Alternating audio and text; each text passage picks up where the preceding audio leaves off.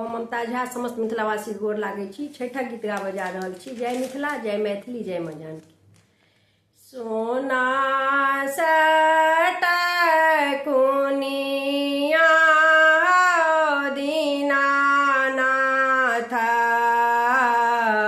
हे घूमै सन सार, हे घूमै सन सार।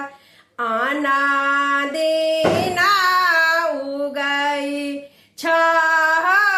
दीनानाथ आहे भोर भिनसर, आहे भोर भिनसर।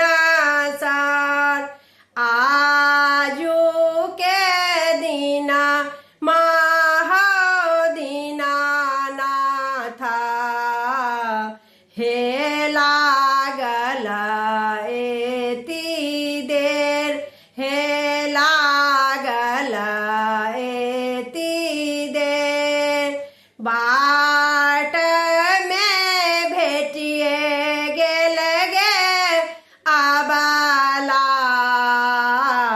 एकटा अन्हरा पुरुष, एकटा अन्हरा पुरुष। आँखिया दियैते गे आबाला, से लागल एति देर, से लागल एति देर। बाट में भेटि गेल गे आबाला, एकटा बाँझिनिया, एकटा बाँझिनिया। बालक दियैते गे आबाला, से लागल एति देर, से लागल एति देर। बाट में भेटि गेल गे आबाला, एकटा कोढ़िया पुरुष, एकटा कोढ़िया पुरुष।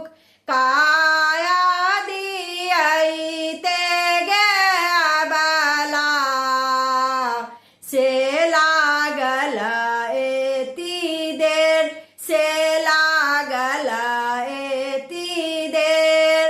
बाट में भेटि गेल गे आबाला, एकटा निराधन पुरुष, एकटा निराधन पुरुष। धन दियैते गे आबाला, से लागल एति देर, से लागल एति देर। सोना सटकुनिया दीनानाथ घूमै सन सार, से घूमै सन सार।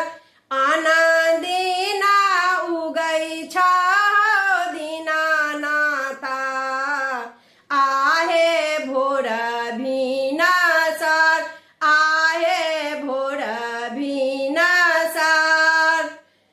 धन्यवाद।